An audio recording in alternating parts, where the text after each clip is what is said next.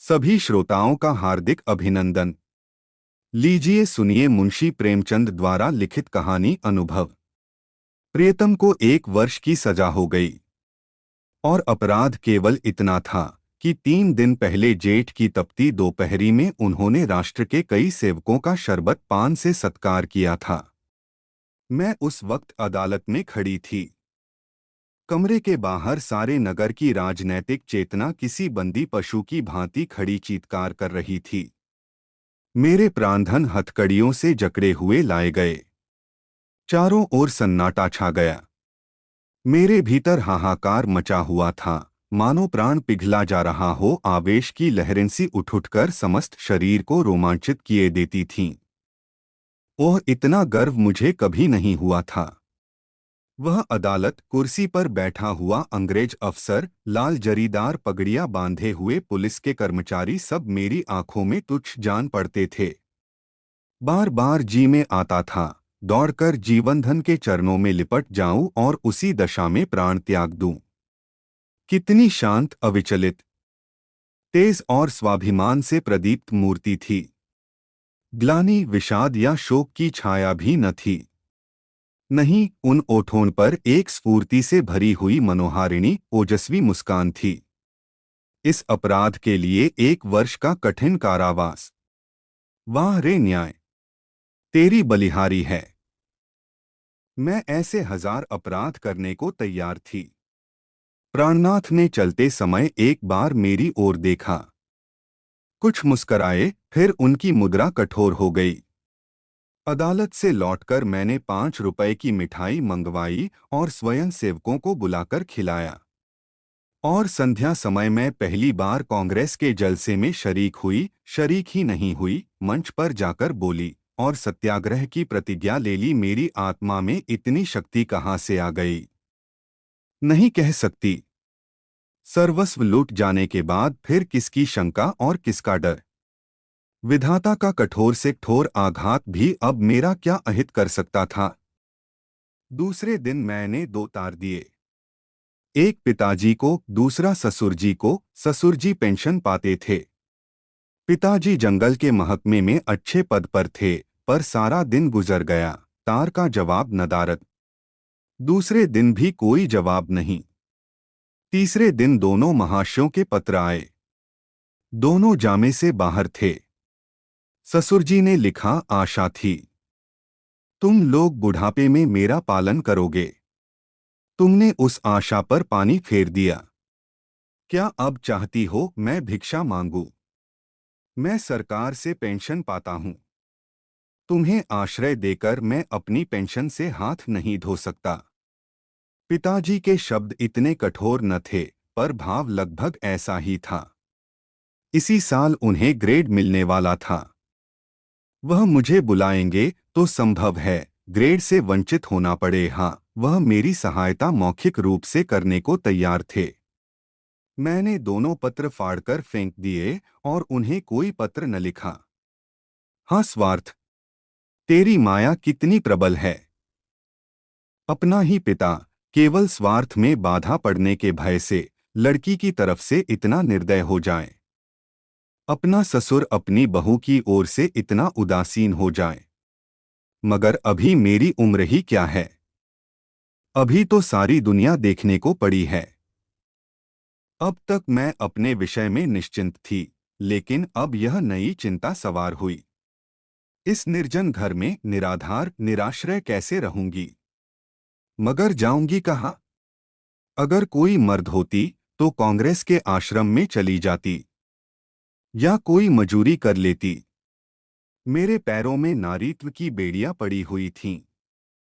अपनी रक्षा की इतनी चिंता न थी जितनी अपने नारीत्व की रक्षा की। अपनी जान की फिक्र न थी, पर नारीत्व की ओर किसी की आंख भी न उठनी चाहिए। किसी की आहट पाकर मैंने नीचे देखा।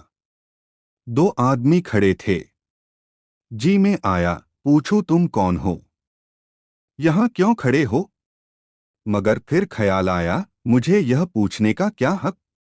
आम रास्ता है, जिसका जी चाहे खड़ा हो, पर मुझे खटका हो गया। उस शंका को किसी तरह दिल से न निकाल सकती थी। वह एक चिंगारी की भांति हृदय के अंदर समा गई थी। गर्मी से देह फूंकी जाती थी, पर मैंने कमरे का द्वार भीतर से बंद कर लिया। घर में एक बड़ा सा चाकू था। उसे निकालकर सिरहाने रख लिया। वह शंका सामने बैठी घूरती हुई मालूम होती थी। किसी ने पुकारा। मेरे रोए खड़े हो गए। मैंने द्वार से कान लगाया। कोई मेरी कुंडी खटखटा रहा था। कलेजा धक धक करने लगा। वही दोनों बदमाश होंगे। क्यों कुंडी खटखटा रहे हैं? मुझसे क्या काम है? मुझे झुंझलाहट आ गई। मैंने द्वार खोला और छज्जे पर खड़ी होकर जोर से बोली, कौन कुंडी खड़खड़ा रहा है? आवाज सुनकर मेरी शंका शांत हो गई। कितना ढाढ़स हो गया। यह बाबू ज्ञानचंद थे। मेरे पति के मित्रों में इनसे ज्यादा सज्जन दूसरा नहीं है। मैंने नीचे जाकर द्वार खोल दिया। देखा तो एक स्त्री भी थी। वह मिसेज ज्ञानचंद थीं। यह मुझसे बड़ी थीं। पहले फल मेरे घर आई थीं। मैंने उनके चरण स्पर्श किए। हमारे वहां मित्रता मर्दों ही तक रहती है, औरतों तक नहीं जाने पाती। दोनों जने ऊपर आए। ज्ञान बाबू एक स्कूल में मास्टर हैं। बड़े ही उदार, विद्वान, निष्कपट, पर आज मुझे मालूम हुआ कि उनकी पथप्रदर्शिका उनकी स्त्री हैं। वह दोहरे बदन की प्रतिभाशाली महिला थीं। चेहरे पर ऐसा रोब था मानो कोई रानी हो। सिर से पांव तक गहनों से लदी हुई। मुख सुंदर न होने पर भी आकर्षक था। शायद मैं उन्हें कहीं और देखती तो मुंह फेर लेती। गर्व की सजीव प्रतिमा थीं। वह बाहर जितनी कठोर, भीतर उतनी ही दयालु। घर कोई पत्र लिखा? यह प्रश्न उन्होंने कुछ हिचकते हुए किया। मैंने कहा, हाँ, लिखा था। कोई लेने आ रहा है? जी नहीं। न पिताजी अपने पास रखना चाहते हैं, न ससुर जी। तो फिर क्या? अभी तो यहीं पड़ी हूं, तो मेरे घर क्यों नहीं चलती? अकेले तो इस घर में मैं न रहने दूंगी। खुफिया के दो आदमी इस वक्त भी डटे हुए हैं। मैं पहले ही समझ गई थी दोनों खुफिया के आदमी होंगे। ज्ञान बाबू ने पत्नी की ओर देखकर मानो उसकी आज्ञा से कहा, तो मैं जाकर तांगा लाऊं। देवी जी ने इस तरह देखा मानो कह रही हो, क्या अभी तुम यहीं खड़े हो? मास्टर साहब चुपके से द्वार की ओर चले। ठहरो, देवी जी बोली, कै तांगे लाओगे? कै? मास्टर साहब घबरा गए। हाँ, कै। एक तांगे पर 3 सवारियां ही बैठेंगी।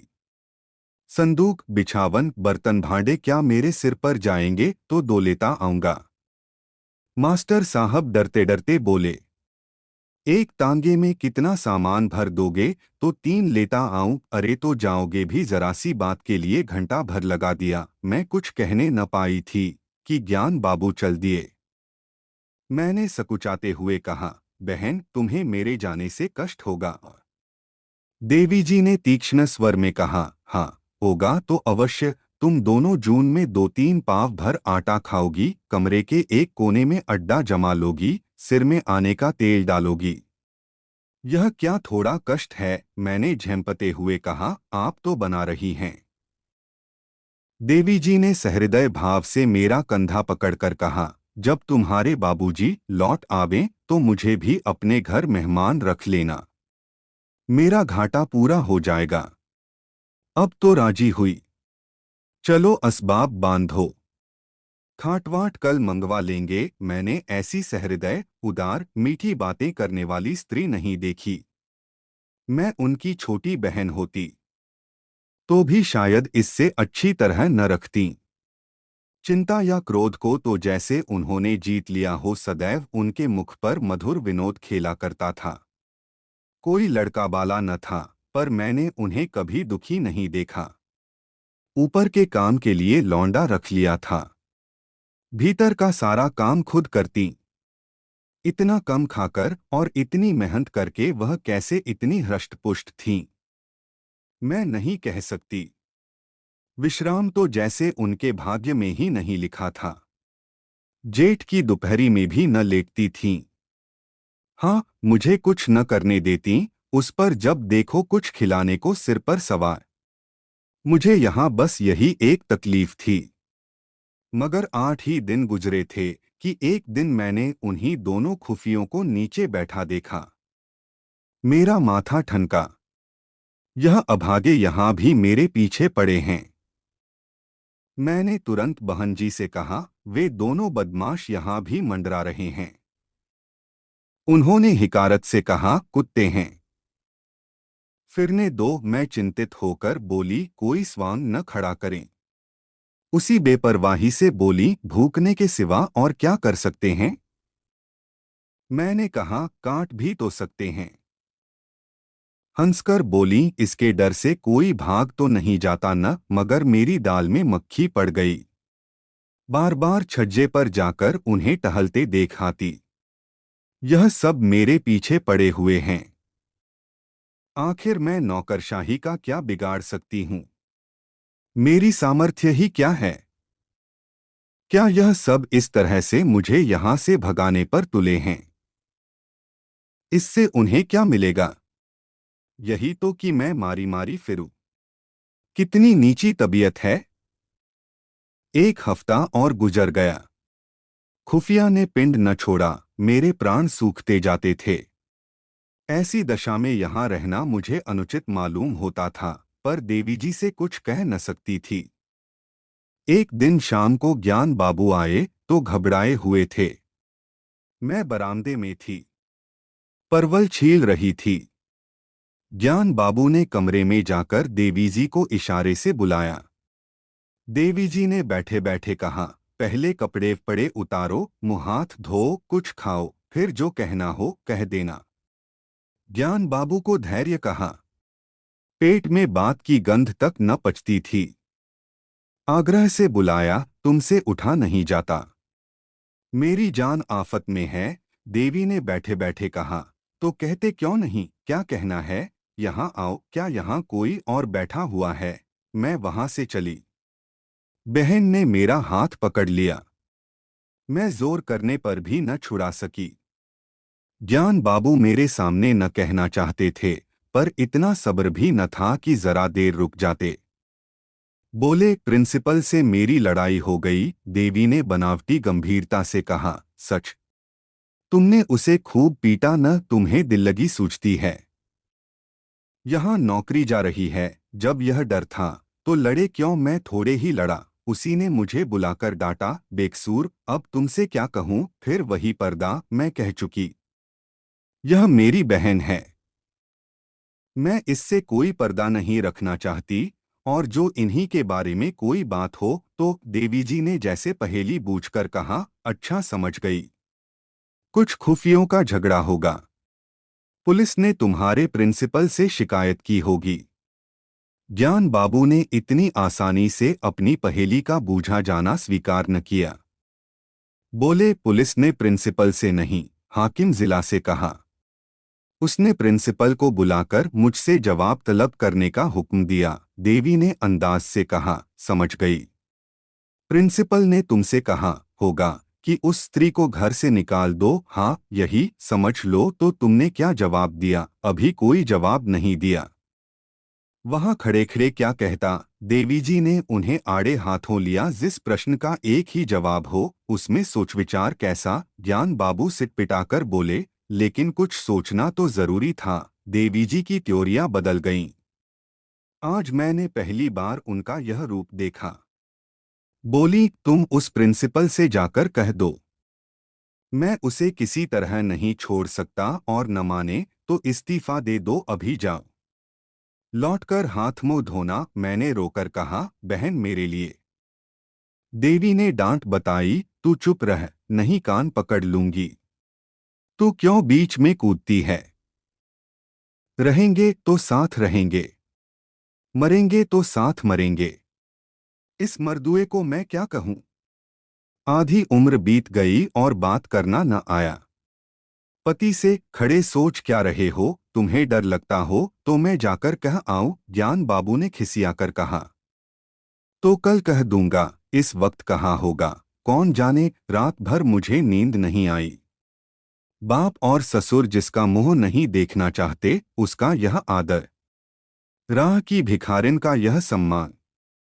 देवी तू सचमुच देवी है। दूसरे दिन ज्ञान बाबू चले तो देवी ने फिर कहा, फैसला करके घर आना। यह न हो कि फिर सोचकर जवाब देने की जरूरत पड़े।